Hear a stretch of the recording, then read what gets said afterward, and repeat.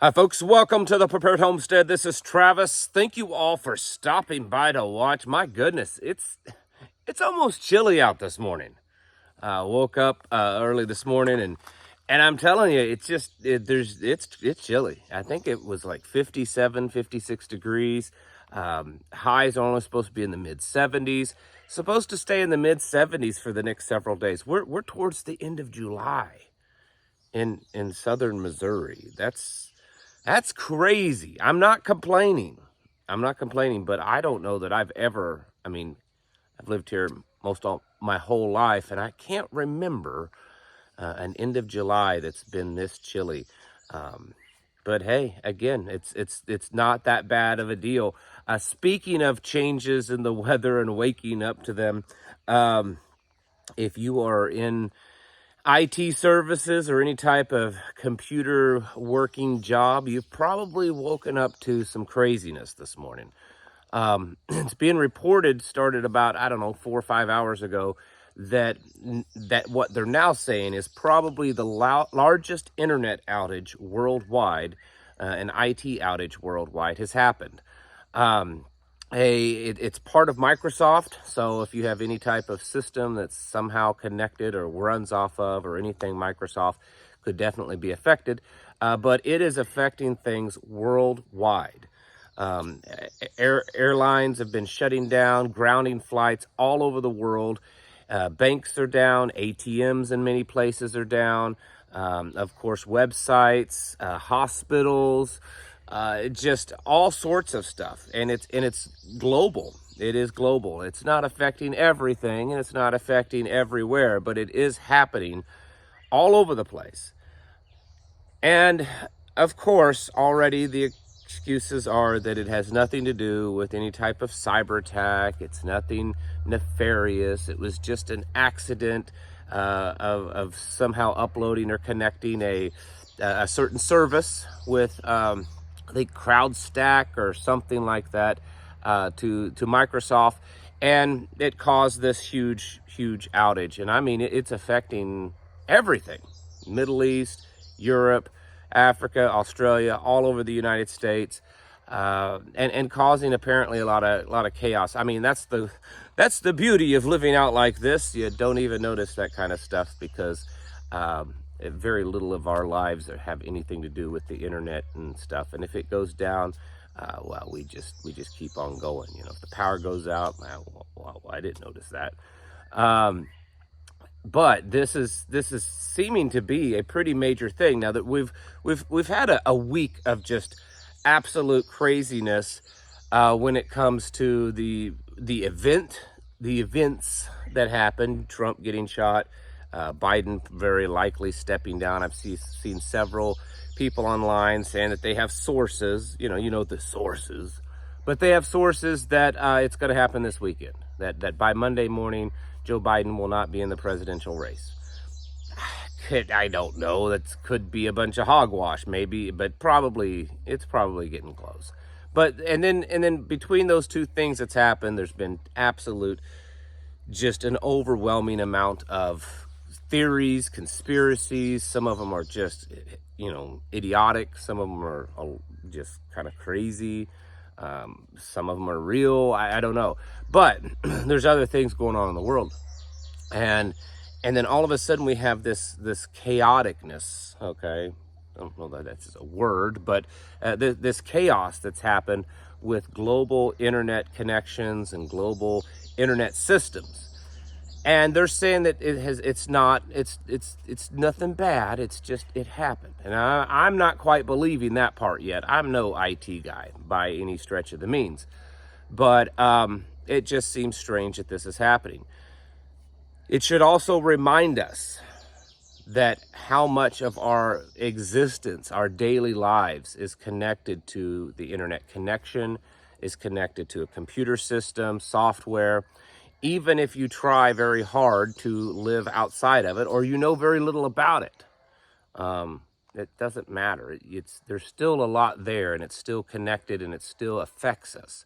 And just like I've spoken of many times, cyber attacks or some type of internet collapse would be probably just about as devastating, excuse me, just about as devastating to us as, say, a grid down, because so much is connected. That if there was a major collapse of the internet, cyber attack, it would bring us to our knees very quickly.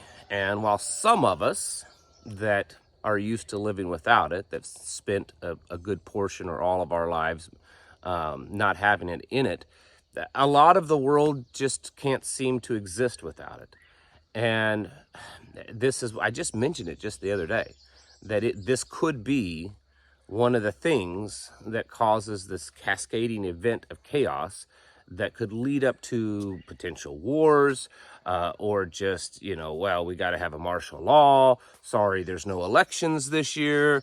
Whatever it is, because they have to have a lot of chaos. And this, I'm not saying this event today, I'm saying that this type of thing could be one of them.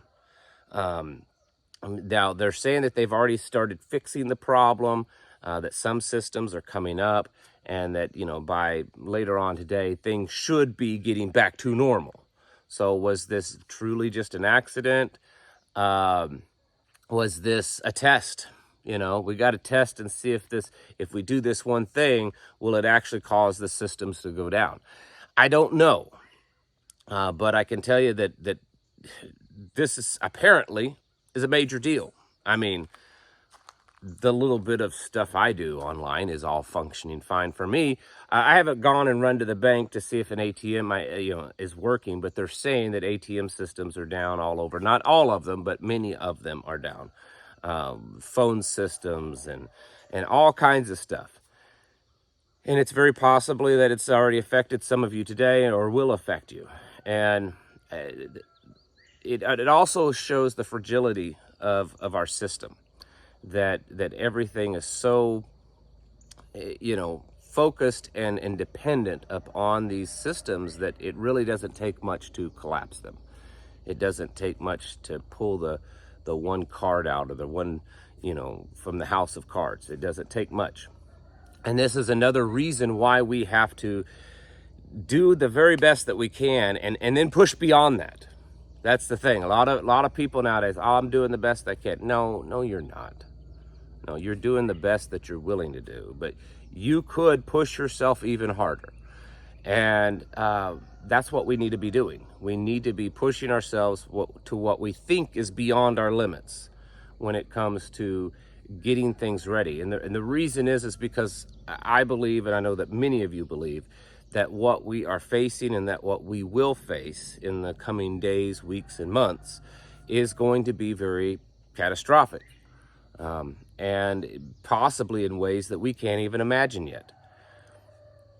And if we're getting ourselves ready for it in a mediocre way, in a, well, this is the best that I can do, then it's probably not good enough. And we really need to be pushing ourselves. There's a lot of stuff going on. There was a massive earthquake in, I believe it was Chile, yesterday, 7.6, 7.7, 7.4, something like that. The Houthis in Yemen, they flew a drone into Israel, and it struck Tel Aviv, very near the U.S. consulate office. That's kind of shocking that this ragtag little militia group down in Yemen was able to get an attack drone through Israel, through all of their defense systems, and attack the Tel Aviv. That's a huge deal. Israel is expected to retaliate, of course, and then there's been increased border incursions and problems between Israel and Lebanon up there with Hezbollah. So there's a lot of stuff going on. And it's not just about Trump and water towers and bullets and all of that kind of stuff. I'm not saying that stuff's not important, but, it has been talked about a lot here lately. There's a lot of things going on, and we have to realize that we're in an age of chaos. I mean, that's just what it is. I don't enjoy it because I love my peace and serenity out where I live. And to think that there are parts of the world that are just, I mean, it's like Armageddon almost. in places. I mean, if you've seen the videos out of Paris and you've seen the videos out of England recently, that's exactly what it looks like. And that is the age and the time that we live in, and it's going to build and get worse, and until it comes to the end of that. And we have to ready ourselves for it. You know, living in a place that you can avoid it is a good idea. Getting things, preparations, physical preparations done, you know, skills developed, mentally prepared for what you're going to face, and of course, most of all, spiritually ready, because it's all a spiritual warfare is what it is. It's evilness versus good. It's, you know, Satan versus Yahweh. That's what it is. Okay. And we have to prepare ourselves for it. So I wouldn't take it lightly. Don't panic. You know, don't go run and stick your head in the sand and, you know, hide in the closet, because that's not going to help you at all. We have to keep clear-minded. We have to keep ourselves calm as possible, and continue working towards our goals of increasing our overall preparedness, and building connections and stuff with people around us, so that we have others that we can depend on and they can depend on us. And we do all of those things, and most people will survive this pretty well. You just have to be thinking and pre-planning. Folks, it's time to get your houses in order and to prepare yourselves mentally, physically, and spiritually.